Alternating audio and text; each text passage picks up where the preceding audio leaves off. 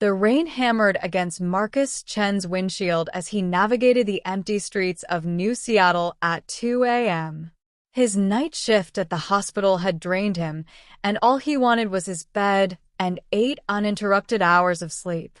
The city's neon lights reflected off the wet pavement, creating a kaleidoscope of colors that blurred together as he drove through the financial district. That's when he saw her.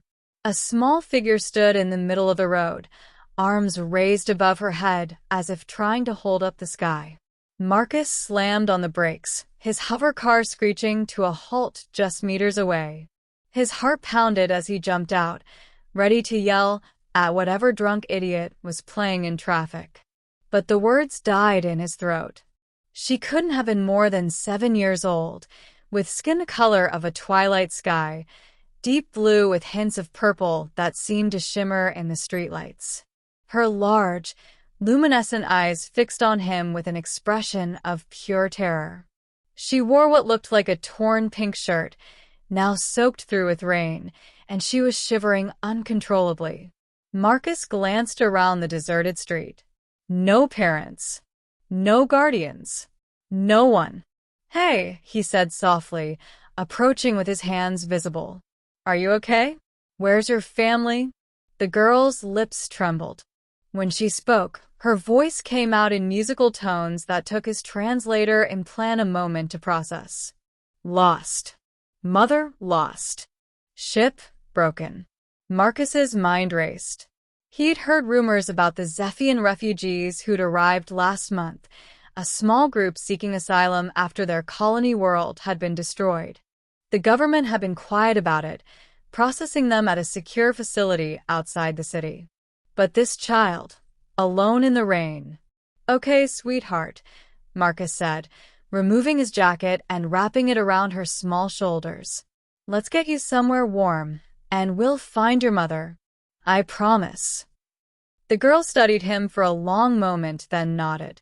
As Marcus helped her into his car, he noticed the strange markings on her arms, not tattoos, but patterns that seemed to be part of her skin, glowing faintly with a soft blue light. Inside the car, Marcus cranked up the heat and handed her a protein bar from his emergency kit. The girl sniffed it suspiciously before taking a small bite. Her face lit up with the first hint of a smile. "I'm Marcus," he said. "What's your name?" "Lyra," she replied, her translator working more smoothly now. "My mother is Sarah. We were at the processing center, but there was chaos. Loud noises. People running. I got separated." Marcus's stomach tightened. He pulled up the news on his dash display. Breaking news. Protests had turned violent outside the Zephian processing center earlier that evening. Anti-alien groups had clashed with security forces.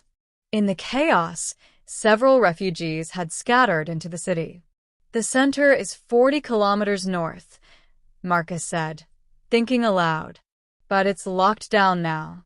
They won't let anyone in until morning." Lyra's eyes welled with tears that shimmered like liquid silver. "Mother will think I'm gone. She'll think they took me." The desperation in her voice cut through Marcus like a knife. He thought of his own daughter, safe at her mother's house across town. What would he do if she were lost and afraid? "We'll find her," Marcus said firmly.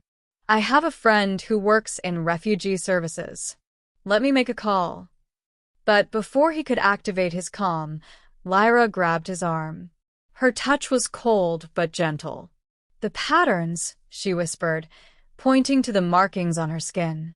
"Mother has the same. They connect us. I can feel her. That way." She pointed east, toward the old waterfront district. Marcus hesitated. Every logical part of his brain screamed at him to call the authorities, follow protocol, let the system handle it. But he looked at Lyra's desperate face and made a decision that would change everything. "East it is," he said, turning the car. They drove through the sleeping city, Lyra directing him with an instinctive certainty that defied explanation.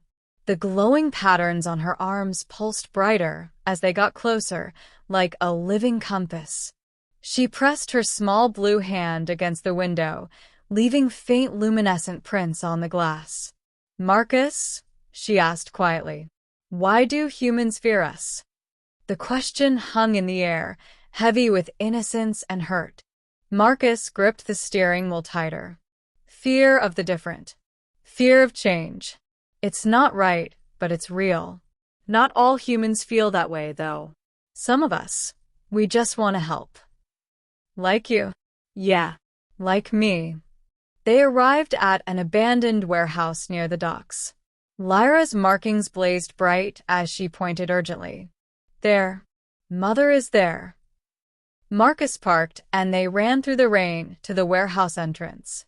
Inside, the vast space was dark except for emergency lighting that cast long shadows across stacked containers.